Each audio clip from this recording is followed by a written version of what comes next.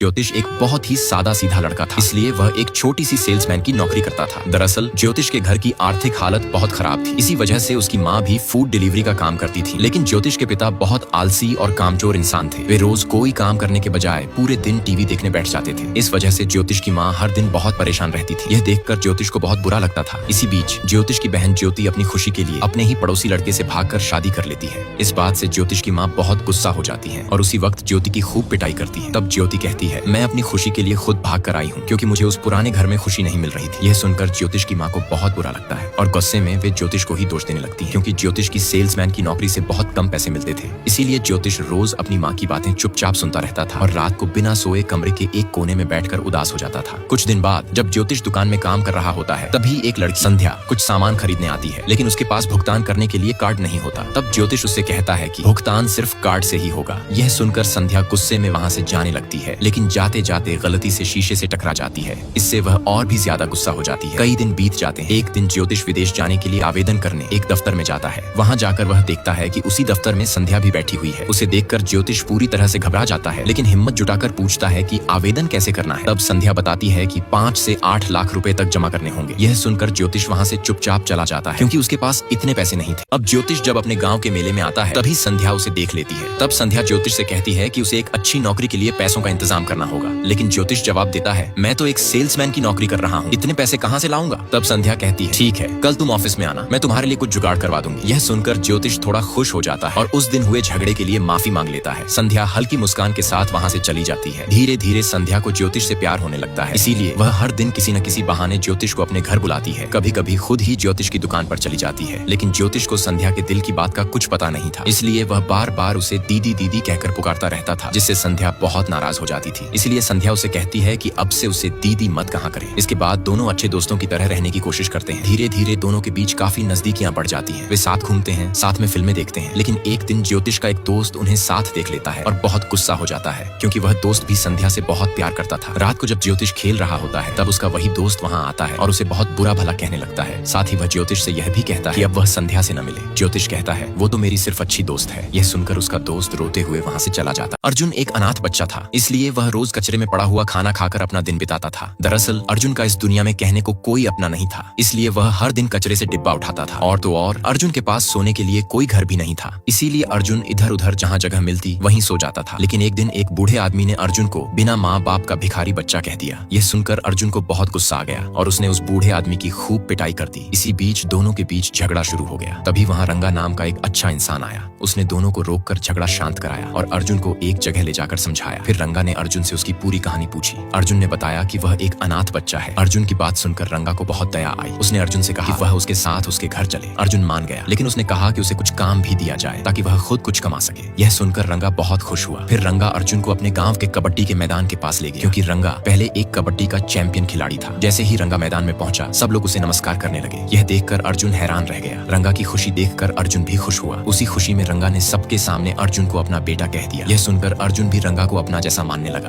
अब रंगा अर्जुन को काम दिलाने के लिए एक बड़े व्यापारी के पास ले गया और वहाँ उसे नौकरी दिला दी। अर्जुन पूरे दिन मन लगाकर काम करता और दिन के अंत में जब उसे 2 रुपए मिलते तो वह खुशी खुशी जाकर रंगा को दिखाता। अब अर्जुन रोज दिन भर काम करता था और वहीं पर दिया गया खाना खाकर बहुत खुश हो जाता था। लेकिन आज जब रंगा ने अर्जुन से कबड्डी खेलने के लिए कहा, तब अर्जुन बोला, मुझे पैसे कमाने हैं, इसलिए मैं इस कबड्डी में नहीं घुसना चाहता। यह सुनकर सबके सामने रंगा की बहुत बेइज्जती हो गई। इसी वजह से जब रात को अर्जुन रंगा के पास आया तो उसने देखा कि रंगा शराब पीकर नीचे पड़ा हुआ है। तब अर्जुन ने रंगा की एक कबड्डी की ड्रेस पहन ली और उसके सामने जाकर खड़ा हो गया। रंगा ने जब अर्जुन को देखा तो बहुत गुस्सा हो गया और गुस्से में आकर उसे एक जोरदार थप्पड़ मार दिया। फिर रंगा बोला, तुझे पता नहीं है मैंने सिर्फ इस ड्रेस को पाने के लिए कितनी मेहनत की है, इसी के लिए मैंने अपना सब कुछ खो दिया, तब जाकर मुझे यह ड्रेस मिली है। ये सब सुनकर अर्जुन ने तुरंत वह ड्रेस उतारकर रंगा को वापस दे दी और वहाँ से भाग गया। सुबह होते ही जब रंगा की नींद खुली तो उसने देखा कि अर्जुन घर पर नहीं है, इसलिए रंगा तुरंत अर्जुन को ढूंढने के लिए हर जगह गया, लेकिन उसे अर्जुन कहीं नहीं मिला। आखिरकार रंगा एक पेड़ के पास जाकर शराब पीने लगा। तभी उसे कुछ आवाजें सुनाई। रंगा तुरंत उस आवाज की ओर गया और देखा कि अर्जुन कुछ बच्चों के साथ कबड्डी खेल रहा है। यह देखकर रंगा बहुत खुश हो गया। खुशी में वह दौड़कर अर्जुन को गले लगा लिया। तब अर्जुन ने पूछा, क्या आपको कबड्डी बहुत पसंद है? रंगा मुस्कुराकर बोला, कबड्डी मेरे जान से भी बढ़कर है। नेक्स्ट पार्ट के लिए लाइक और कमेंट करें।